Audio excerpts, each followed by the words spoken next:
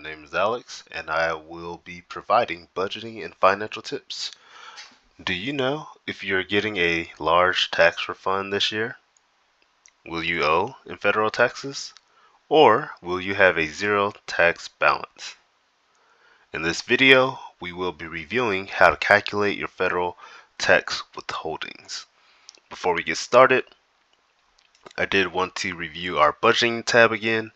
Just wanted to point out that in my previous video I was pretty far zoomed out thanks to your all's feedback, and wanted to zoom in so that you all can see the overall format of the budget. So it's pretty simple. You can just list all your household expenses here. Be sure to account for your taxes and benefits, any retirement times they may be putting towards. Want to make sure that you calculate everything that your paycheck goes to ensure that you're truly building a zero-based budget. So feel free to use this format and reach out to me if you need any assistance. Alright, now going back over to our Federal Tax Withholdings tab. One thing I did want to note is that I am not a CPA. This video is for education purposes only. This video will give you insight on what to expect as far as if you're going to be getting a return, if you're going to owe in taxes, or if you'll have a zero tax balance. Now, note, it's 2026, so 2025 is done already, but this will help you plan for the following tax year in 2027. So it's the beginning of the year.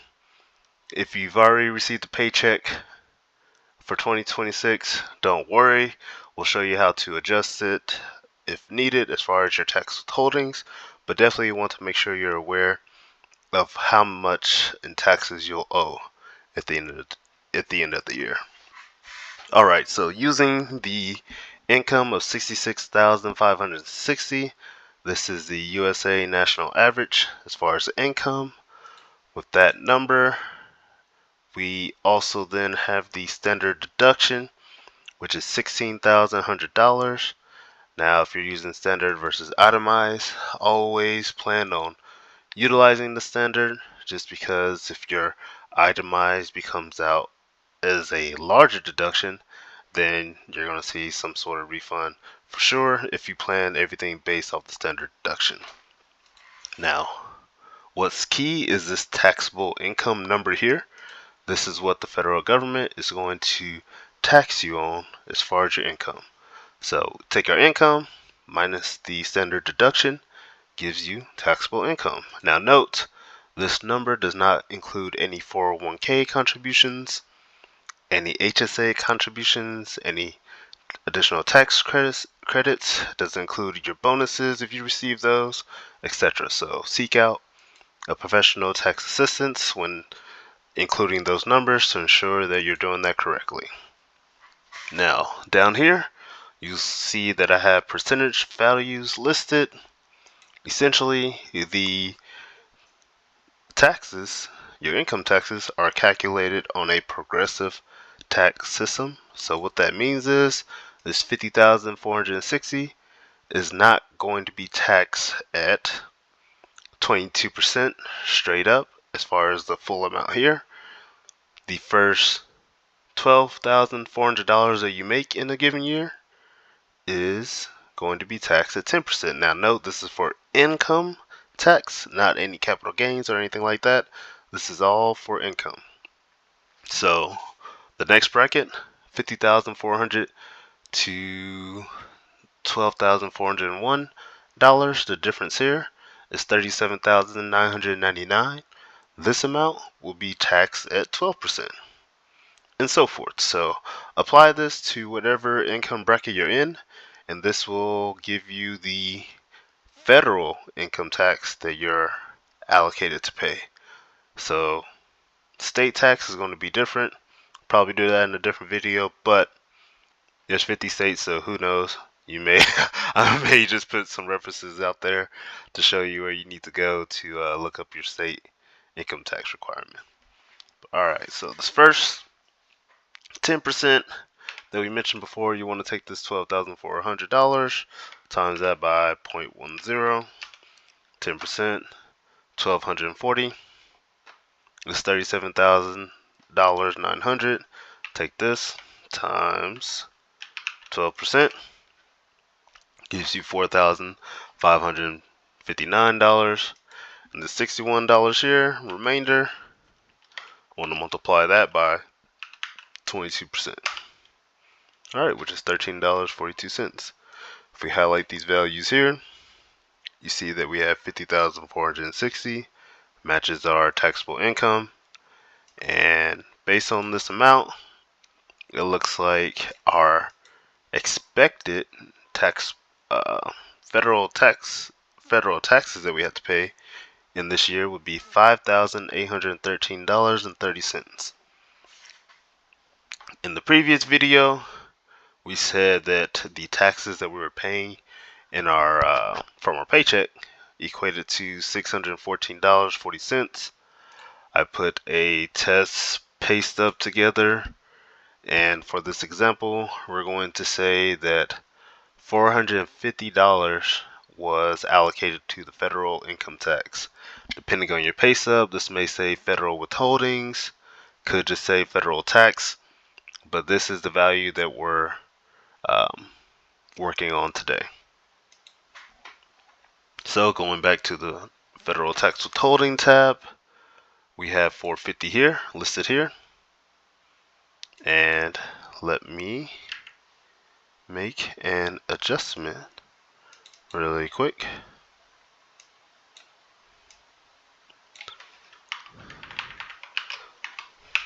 Alright, so at $450 multiplied by 26, which is how many paychecks we're expected to receive in a given year, that would equate to $11,700 in federal taxes that we would be paying. In this example, we would then result in a tax refund of $5,886.70. Reason why we would be receiving a refund is because we were expected to pay $5,813.30 to the government, but we ended up paying them $11,700 instead. So the difference there is $5,886. Now, some people like receiving a large tax refund.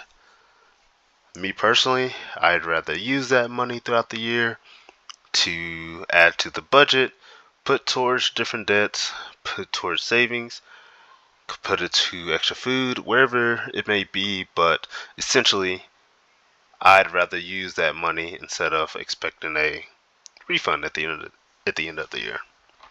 So what we're going to do here is we're going to try to get this number to 0 so that we won't owe any additional taxes. Now, how we do that, we take the refund amount that we see here, and we're going to divide that by 25. Reason why we're using 25 is because we've already received our first paycheck in 2026, and we have 25 more paychecks to go. So we take the refund balance, divide that by 25, it gives us $235.47. What we want to do next is we'll take the $450 that we are currently paying in federal income tax each paycheck, and we want to deduct that by 235.47. Alright, once we do that, we have $214.53 that we will now be paying going forward throughout the rest of the year towards our federal income tax. What we do next is that we'll take the $450 that we've already paid, we add 214.53, and we multiply that by 25. Now you see here, current withholdings per year now changes to $5,813.25, which is 5 cents short of what we're expected to pay in that given year. So this is pretty much close to zero. There's not going to be any additional adjustments needed per the paycheck because you have now zeroed out your federal tax withholdings.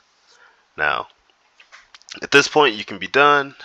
If you do have any children, you can apply your child tax credit.